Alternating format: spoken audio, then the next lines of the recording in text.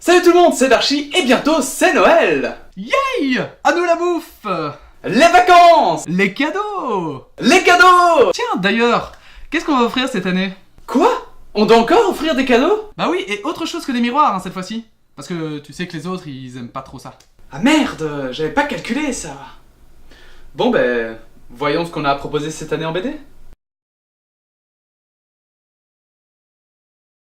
Vous êtes dans le beau drap pour vos cadeaux cette année?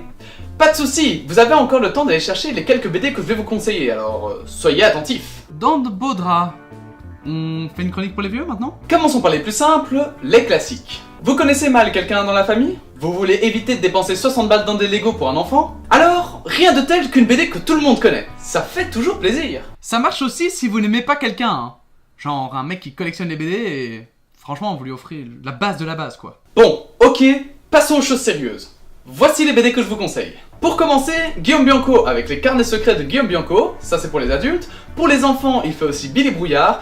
Et si vous voulez partager des moments avec votre enfant en lisant une BD, il y a aussi Zizi Chauve-souris, toujours du même auteur.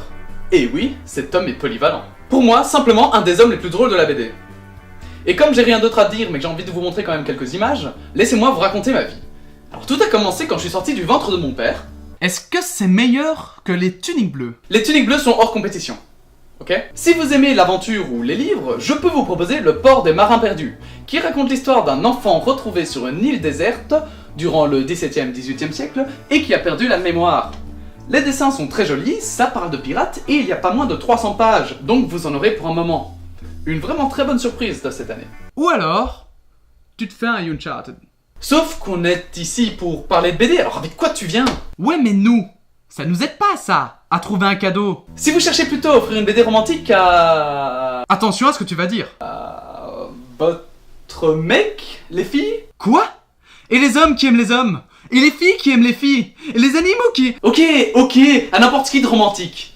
Voilà. Je peux vous proposer Elena, de Jim, c'est celui qui a fait aussi Une nuit à Rome, qui raconte l'histoire d'un homme qui retrouve son amour d'enfance. Malheureusement, elle ne veut absolument pas de lui, et le seul moyen de passer du temps avec elle est de la payer. Donc, la payer juste pour la voir, hein. Et du coup, essayer de la conquérir. Oui, c'est bizarre, mais croyez-moi, c'est romantique. Alors, il y a 3 BD que je n'ai pas pu m'empêcher de vous conseiller malgré leur succès. La première, pour les fans de SF, c'est Sillage, qui raconte l'histoire d'une terrienne amnésique. Encore? Décidément. Qui se fait embarquer dans un convoi interstellaire et qui va essayer de comprendre comment elle a pu arriver là. C'est super cool et ils en sont au 19e tome. Ça commence à faire beaucoup quand même. La deuxième, c'est Le Tueur, qui raconte l'histoire d'un tueur à gages et de sa vie, qui du coup a une perspective complètement différente d'une personne normale en ce qui concerne la politique et le monde. C'est super cool, notamment philosophiquement, et il y a 13 tomes. Ça fait toujours beaucoup ça. Et la dernière, c'est Abélard. Elle n'est pas connue, mais elle le mériterait. Il y a 2 tomes et j'ai fait une belle émission dessus, donc je ne vais pas m'étendre plus que ça. Je voulais juste vous rappeler qu'il faut l'acheter. Non, vraiment, achetez-la. Heureusement qu'en BD, on n'est pas connu pour faire du placement de produits, hein. Bon, je crois que... Ah! J'allais oublier le plus important. Si vous avez quelqu'un dans vos amis ou votre famille qui a un peu du mal avec tout ce qui touche le Moyen-Orient, que ce soit de près ou de loin... Comme la nourriture, les animaux, les êtres humains. Si, je vous jure qu'il y en a, hein. Eh bien, je ne peux que vous conseiller L'Arabe du futur, qui n'est autre que l'autobiographie de Riyad Sattouf, qui a vécu entre l'Occident et l'Orient et qui raconte très bien comment l'homme est un homme, quel que soit son pays. Vous pouvez combiner ça avec la BD Là où vont nos pères, et ça devrait normalement pouvoir faire réfléchir la personne à qui vous les offrez. Ça peut être pour soi-même aussi, hein.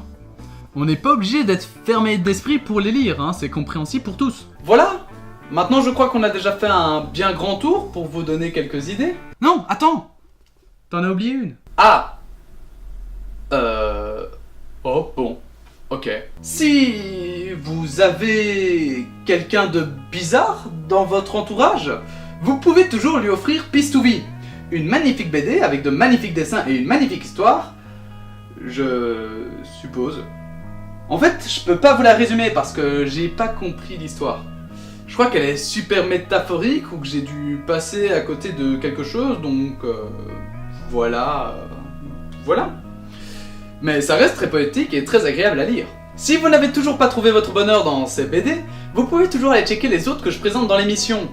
Vous trouverez sûrement quelque chose qui vous plaira. N'oubliez pas, si vous aimez cette vidéo, à la partager, à la pouce bleutée ou à la commenter surtout, ça fait toujours plaisir. Ouais, mais nous, on est toujours dans la merde hein, pour nos cadeaux. Eh ben non, parce que j'ai un plan B mon gars. Ah?